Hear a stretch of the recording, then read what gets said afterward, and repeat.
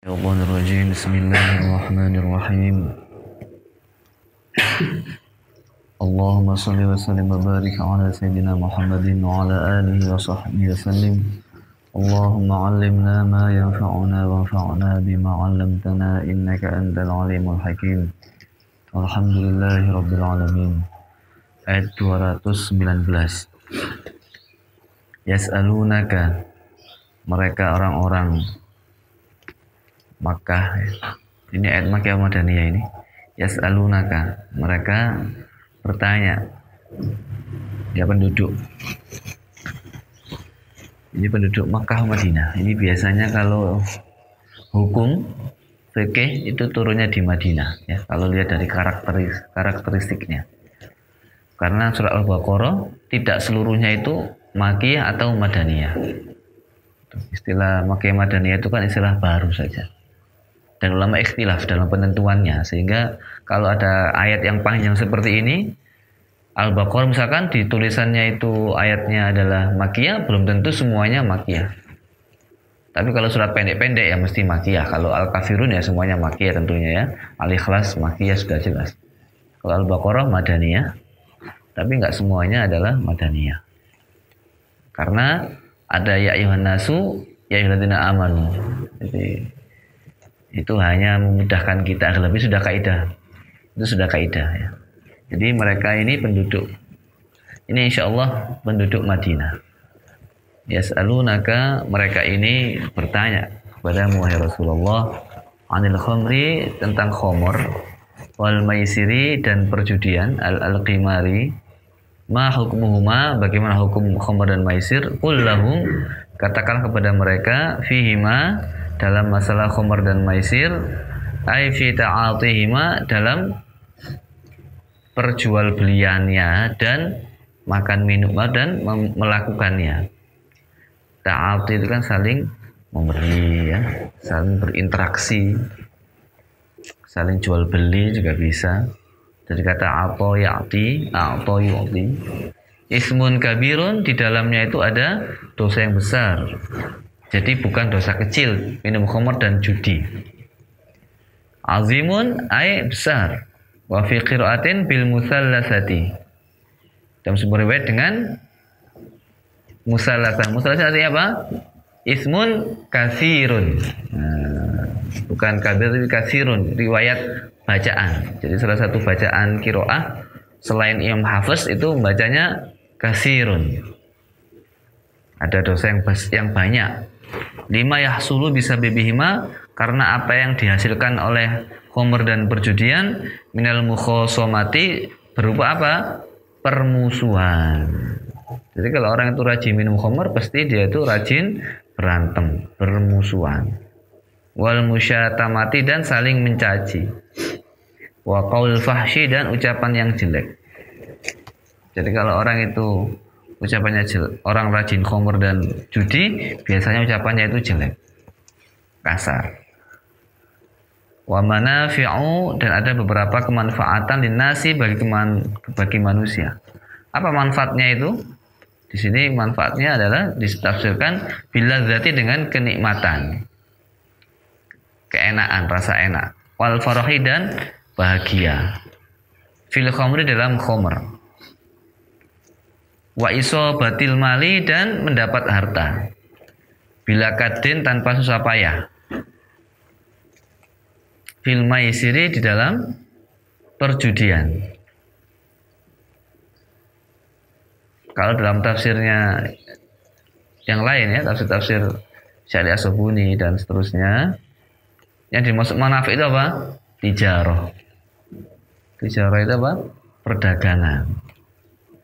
Tapi saya melihat beberapa metode Imam Jalalain ini adalah, beliau ini setiap tafsirnya itu pasti kalau dirujuk di kitab-kitab tafsir yang besar itu pasti ketemu.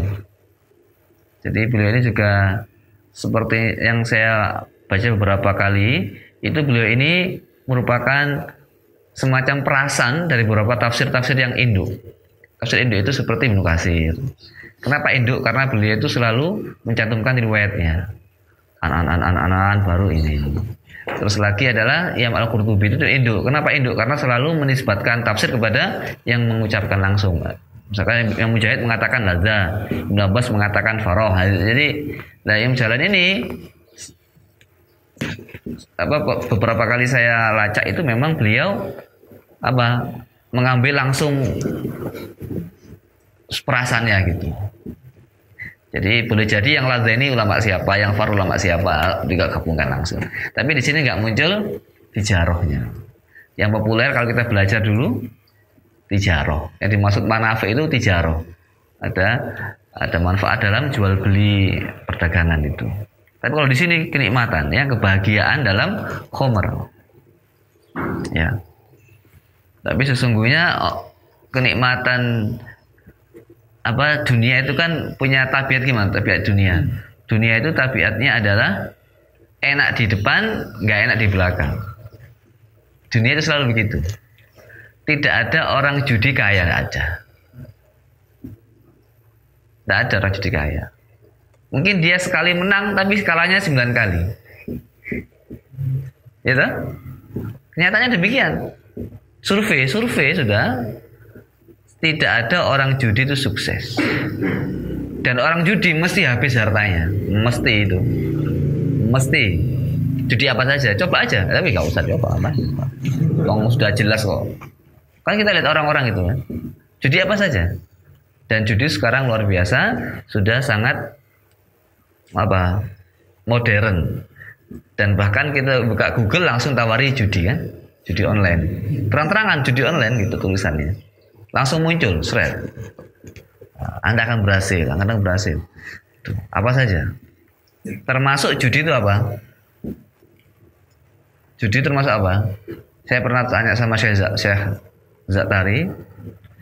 Itu beliau mengatakan kalau orang lomba, tapi dia bayar, dan hadiahnya dari bayar peserta itu judi. Lomba kok bayar. Terus bayarnya itu untuk hadiah, itu judi. Saya tanya betul. Bagaimana kalau kita beli sabun dapat hadiah mobil misalkan? Gitu? Kan ada sekarang gitu.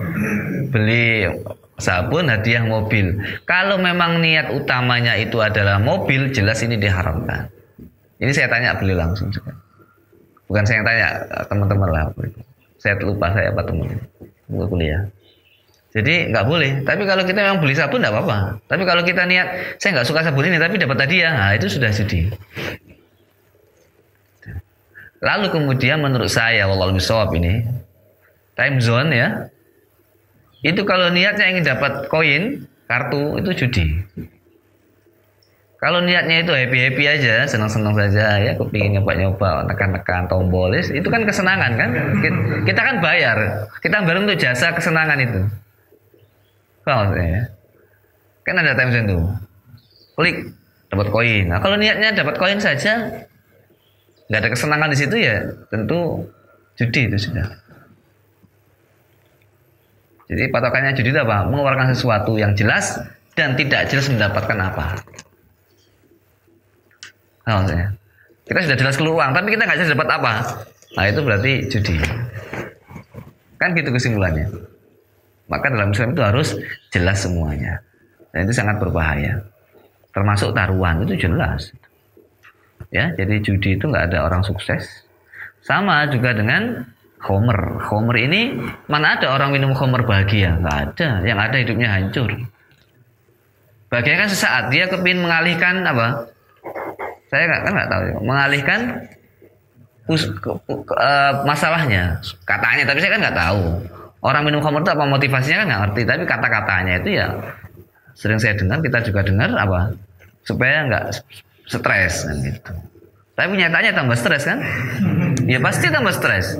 Kenyataan itu sudah keluarganya berantakan, pasti keluarganya berantakan, ya itu keluarganya berantakan dan kesehatannya apalagi jelas berantakan. Tapi kenapa banyak orang minum khamr kan? Masalah di situ kan? Kenapa masalahnya itu masalahnya adalah ada hijabnya di hatinya, ada penghalang antara dia dengan kebenaran.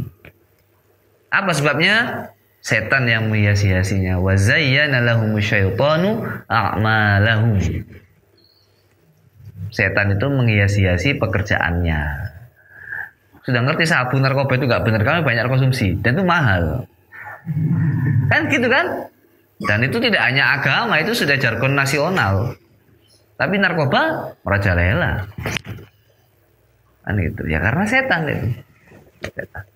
Maka supaya kita nggak kena setan harus a'udzubillahi minasyaitonirrajim. Zikir kepada Allah. Itu nggak ada orang ada zikir minum khamr judi, nggak ada. Dan tidak ada ahli khamr zikir, nggak ada. Mana ada habis zikir atau selalu kemudian bir bintang, itu nggak ada. Minumnya paling teh, ya nggak ada. Jadi kalau ada mau diajak majelis minum khamr bareng-bareng nggak apa-apa. Sebelumnya atasan dulu, hadatan dulu, nggak apa-apa itu. Nggak jadi nanti itu. Coba aja. Ayo mau pesta miras, ayo. Tapi hadatan dulu, baca hadat dulu, sama khataman dulu. Ayo. Habis khataman lah, kayaknya nggak situ. Nggak jadi. Zikir itu menghalangi kita kebaikan. Zikir itu menghalangi kita berbuat jelek. Itu sudah jelas tuh. Jadi kebaikan itu menghalangi kejelekan. Jadi kalau kita tuh nggak mampu menangkis kejelekan kita, serahkan sama Allah. Kita banyak zikir, amal soleh itu yang buat kita mendorong kepada kebaikan. Dan amal maksiat mendorong kita kepada kejelekan. Itu aja. Jadi kalau kita itu nafsu kita maksiat kita mau tinggi sekali ya, ambisi kita mau maksiat sangat tinggi, udah lawan. Lawannya gimana? Bukan kok diam-diam, itu bukan tarik nafas. Tapi zikir, baca Quran. Setengah jam udah hilang. Coba aja. Ya wes. Tuh, jadi biladzah kenikmatan apa enaknya minum khamr. Orang minum khamr kalau pertama kali itu nggak nikmat. Ya kan katanya panas kan, katanya kan. Rasanya kan nggak enak kan. Katanya tapi dia nggak tahu. Buktinya apa? Saya lihat kalau di televisi apa minum khamr tuh merem-merem nggak enak apa gitu dan nggak kuat banyak katanya kan. Nah kenapa kok diminum misalnya? Itu juga sama dengan orang yang ngerokok gitu. Orang ngerokok itu kan ya. Kenapa dia rokokan? Oh, rokok itu mana ada anak bayi kasih rokok enak gitu, nggak ada. Anak kecil disuruh rokok nikmat, nggak ada. Pasti pertama kali batuk atau nggak enak. Tapi kenapa kok terus dihisap? Masalah itu kan? Masalah itu. Ya, cuma banyak orang alim yang rokokan ya sudah kita nggak ikut itu, kita nggak komentar itu. Ya, untuk diri kita nggak untuk apa? Syekhuna sudah jelas, Syekh Maliki juga. Habib Umar semua yang dari Yaman nggak berlakukan haram, semua ulama Yaman, ulama semuanya haram. Jadi dorornya itu ada yang mengatakan saya nggak doror rokokan, nggak dorornya itu sedikit kemungkinannya, dorornya itu tinggi. Nah tapi kan sekarang ada rokok yang herbal, ada rokok yang sifatnya itu medis, obat lewat rokok. Ya nggak apa-apa, niatnya kan obat, bukan rokok-rokok yang nggak punya tujuan kesehatan ya, tujuan hanya kesenangan saja. Kan ada itu Prof Sutiman ya, obat ini, tembakaunya ini, tetesannya ini dirokok. Jadi dia merokok itu untuk kesehatannya, metodenya rokok itu. Jadi tapi ya usahakan jangan membuat fitnah orang lain ya. Kalau di Timur Tengah orang rokokan itu ya kayak orang munafik jelas, munafik yang nyata dan terang-terangan bila khilaf. Nggak ada satupun ulama yang rokokan di sana. Itu haram murni lah bahasanya ya. Bila syak, bila ragu nggak pakai dibahas masailkan. Dan di langitan itu saya belum baca teksnya, bisa dilacak itu di langitan mengharamkan rokok bahasa masailnya. Untuk langitan. Haram rokokan. Ya, itu Bi. Oh, haram rokok. Jadi jangan rokokan, ya. Wes, katanya orang rokokan itu rumahnya anti maling kan? Kenapa anti pencuri? Karena kalau malam batuk-batuk nggak ada pencuri masuk. Kita lanjutkan lagi. Bersyukur ya nggak rokokan ya, alhamdulillah. Rokokan itu menyakiti orang lain. Dan dia nggak sadar. Kenapa, Rek? Sampingnya itu kan nggak seneng kalau rokokan. Tidak, oke lah dia tahan bau rokok. Senang bau rokok, saya suka bau rokok. Tapi bajunya itu bau rokok. Minyak wangi model apa? Kena asap rokok itu habis minyaknya. Nggak ada minyak wangi tahan dengan rokok itu nggak ada. Sewangi apapun baju kalau sudah kena asap rokok, bau rokok dia. Maka menyakiti orang. Jadi menghapuskan dosa itu gampang ya, rokokan aja udah hapus dosa. Menghapuskan kebaikan itu ya rokokan saja. Banyak tersakiti habis amal baiknya. Ya tapi untuk orang-orang yang soleh, yang alim, yang minal aulia dan ya kita nggak usah komentar jelek ya, untuk kita sendiri maksudnya. Gitu ya, untuk kita sendiri. Dan pasal masa itu sudah jelas haram. Udah gitu deh. Untuk orang yang rokokan ya ikut yang makruh saja. Kalau ada makruh karena bukan tidak pasti. Kenapa nggak pasti? Banyak orang rokokan panjang umur juga nggak sakit, itu juga ada. Nah, dia ikut mazhab itu sehingga makruh karena tidak dipastikan kemadorotannya secara empiris, bukan secara medis. Nah, bersyukur yang tidak rokokan. Wa ismuhuma 16 menit ya, kita panjang sini. Wa ismuhuma, sedangkan dosanya khomer dan maisir, judi, ai yansha'u anhuma minal mafasidi, yang ditimbulkan dari beberapa kerusakan ya. Akbaru itu lebih besar, a'zamu. Jadi dosanya itu, kenapa kok dosanya itu apa? Menimbulkan banyak kerusakan. Sedikit saya tidak kepingin panjang lebar sebenarnya supaya waktunya nggak lama-lama, tapi ini ayatnya panjang dan saya sampaikan begini, Rek. Dosa itu ada yang mengatakan abstrak, kan paham ya? Abstrak itu kita nggak tahu dosa itu apa gitu kan. Pahala juga abstrak, kita nggak tahu itu pahala. Tapi kalau saya menurut saya Allah misal ya, pahala itu nyata, dosa itu nyata. Dari mana nyatanya? Begini, pahala itu bisa dirasakan, dosa itu nggak bisa dirasakan. Dosa itu ciri-cirinya itu minimal dua. Yang pertama gelisah. Yang kedua dari dosa itu dia berbuat jahat jelek. Itu aja dosa. Mesti itu. Kalau ada perbuatan kok menimbulkan jelek itu mesti dosa. Ini dosa itu seperti itu. Orang nggak zikir, dosa kan? Dia gelisah. Kalau nggak gelisah kan sudah istiqomah berarti dia ya. Satu, dia itu kalau nggak gelisah berarti sudah biasa dosa. Tapi satunya nggak bisa diingkari apa? Orang yang nggak zikir itu mesti nanti dia berbuat jahat, itu mesti. Wa may ya'shu 'an dzikrir rahmani nuqayyid lahu syaitana. Orang nggak zikir Allah, setan menguasainya. Nah, setan menguasainya berbuat jahat jelek. Berbuat jelek itu kan ada dua kan, zahir sama batin. Zahir itu yang ngaplok orang, mukul orang, nyuri orang. Batinnya apa? Suudzon, hasud, dengki, iri, sombong.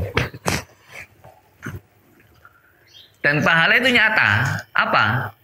Pahala itu menimbulkan ketenangan. Itu mesti. Setiap ibadah kalau tidak ada tenang di situ, berarti ada masalah di hati. Itu yang ngomong Syekh Ibnu Qayyim dalam kitab Tajul Arus.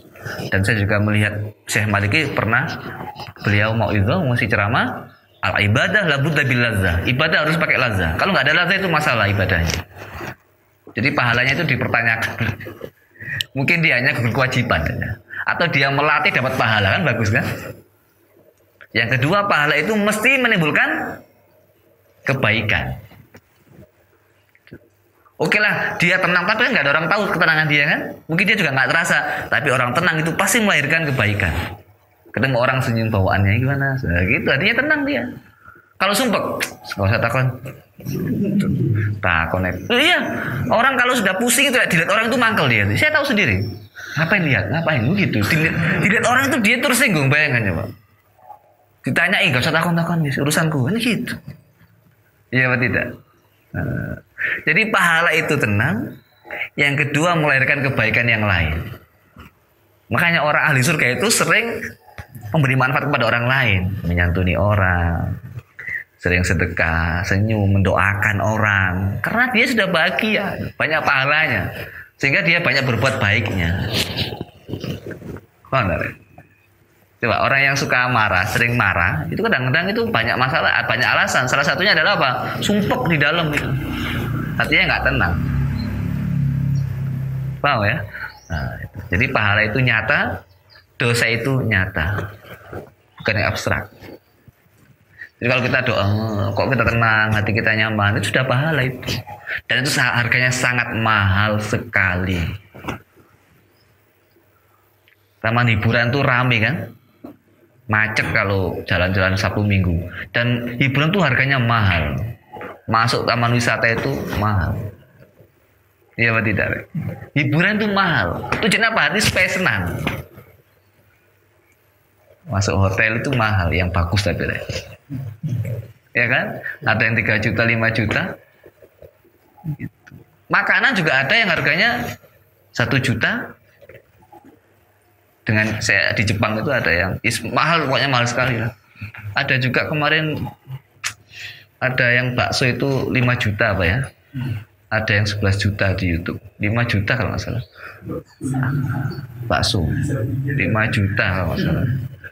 Jadi hiburan itu mahal, Rek. Mahal hiburan itu. Mahal. Hobi itu mahal. Burung kalau sudah enak didengar itu bisa miliaran. Karena apa? Hiburan itu. Iya apa tidak? Bukan jutaan tapi miliaran. Karena hiburan senang, dengar suaranya senang. Dan kita nggak perlu mahal miliaran. Cukup HP-nya nggak rusak, wifi-nya lancar, Al-Quran setel sudah bahagia, kita tidur nggak bangun sudah. Murah itu. Iya apa tidak, Rek? Bersyukur kita ini, Rek. Bahagia kita itu murah. Ya? Makan nggak perlu bakso yang 5 juta. Cukup tahu telur selesai. Gitu? Dimasak malam-malam, enak itu. Cukup. Maka dari itu kita ini bersyukur ya, syukuri. Jangan lihat yang nggak punya, lihat yang ada. Sumber masalah itu kalau kita melihat yang nggak ada dan tidak menikmati yang ada, itu masalah besar. Dah, ini lagi. Subhanallah 22. Dah, lanjut ya. Habis itu saya kira itu. Karena saya kepingin melihat apa, menyampaikan sebenarnya dosa itu nyata, pahala itu nyata. Akbaru a'zamu min naf'ihima, daripada kemanfaatannya. Kemafsadatan khamr dan judi lebih besar daripada kemanfaatannya. Walamma nazalat, ketika turun ayat ini, syaribaha qaumun, sebagian kaum meminum khamr, wa mtana'a akharuna, yang lainnya itu tidak mau minum. Wamtana itu tidak mau. Ila an harramatha ayatul maidati, sampai diharamkannya itu khamr oleh ayat Maidah. Innamal khamru wal maisir wal ansabu itu. Jadi ini ayat ini masih jelas, nggak jelas, ambigu ya katanya. Karena haram apa enggak sih gitu. Kalau haram kok ada manfaatnya, akhirnya dimansuh oleh ayat Al-Maidah. Wa yas'alunaka, dan mereka bertanya kepadamu ya Rasulullah, madza yunfiqun, apa yang mereka infakkan? Apa yang diinfakkan? Ai ma qadruhu. Apa kira-kiranya di sini? Qul, katakanlah, anfiqu, infakkanlah, al-afwa, maaf. Tanyanya apa yang diinfakkan? Ternyata yang diinfakkan apa? Maaf kan gitu. Jadi jawaban nggak sama dengan pertanyaan secara zahir, tapi ternyata memaafkan itu termasuk menginfakkan berupa amal batin. Kalau infakkan harta kan amal zahir, kalau maaf amal batin. Jadi infakkanlah. Ini seakan-akan memberikan wacana kepada sahabat, memberikan infak tidak harus selalu berupa materi, tapi harus materi juga. Selalu saya udah infak, semua orang saya maafkan, lu infak enggak, itu biasa harus infak harta juga. Tidak bisa enggak infak harta itu. Di Al-Quran sudah banyak juga dong. Ya.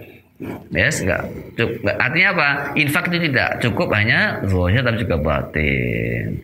Al-fadili, al-fadila, yang lebih anil hajati, dari kebutuhan. Jadi infakkan sesuatu yang lebih dari kebutuhan. Tapi di sini kalau melihat tafsirnya ini, al-afwa ini apa? Al-afwa ini artinya bukan maaf ya. Tapi artinya apa? Harta yang lebih dari kebutuhan. Tafsirnya ini. Tafsir Jalalain tapi kan ya.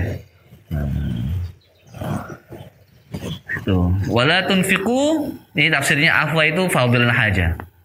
Tafsirnya tapi ya, tafsirkan banyak. Wala tunfiqu, dan janganlah kalian menginfakkan apa ma tahtajun alaihi. Jangan menginfakkan apa yang kamu butuhkan. Kalau kamu butuh enggak usah diinfakkan.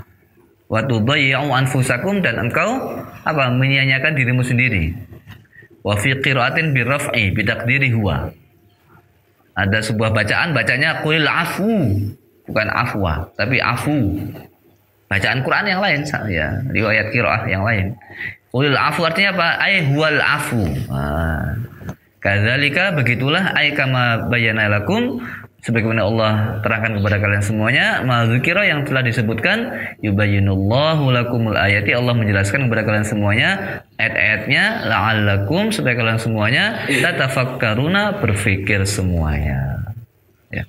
Jadi afu ini ditafsiri harta yang lebih dari hajat. Tapi insya Allah juga kalau kita lihat dalam tafsir yang lain, artinya juga memaafkan juga. Karena maafkan ini kan juga infak. Infak apa? Infak amal soleh. Kalau kita nggak maafkan dia, apa? Pahalanya dia kan nyampe ke kita. Tahu? Pahalanya kalau dia menzalimi kita nggak maafkan, maka pahala dia dikasihkan ke kita. Kalau dia nggak punya kebaikan, dosa kita kasih ke dia. Jadi orang yang dizalimi itu lebih enak mestinya daripada orang yang menzalimi. Tapi ini tingkatan syariat yang kurang berkah menurut saya. Kurang barokah begini ini. Kurang barokah apa? Biarin disakiti. Saya kan dosanya habis. Ini kalau syariat kok begitu. Kurang barokah. Harus tasawufi supaya barokah. Gimana tasawufinya? Sudah saya infakkan, saya maafkan kamu. Sampai di hari kiamat pun saya maafkan. Oh gitu. Jadi jangan sampai orang menderita gara-gara kita. Oh gitu re. Ini barokah. Karena tasawuf. Syekh Abdullah Basyaroni, saya baca sendiri. Syekh Syaroni ini orang besar, wali besar, karangannya banyak. Beliau mengatakan begini, ya Allah, saksikanlah semua orang saya maafkan. Semua orang saya maafkan yang menzalimi saya. Bahkan ketika di akhirat pun saya maafkan. Andaikan saya masuk neraka dan saya bisa masuk surga gara-gara amal saya di orang itu, saya nggak akan minta amal itu untuk saya. Gitu. Terus gitu. Syekh Syaroni itu. Ini wali besar, makanya wali besar.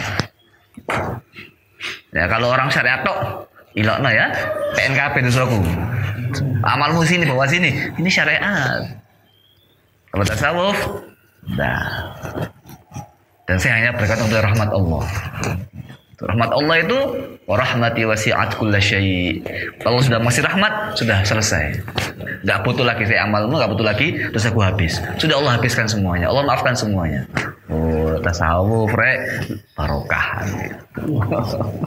Well ya, saya kira demikian.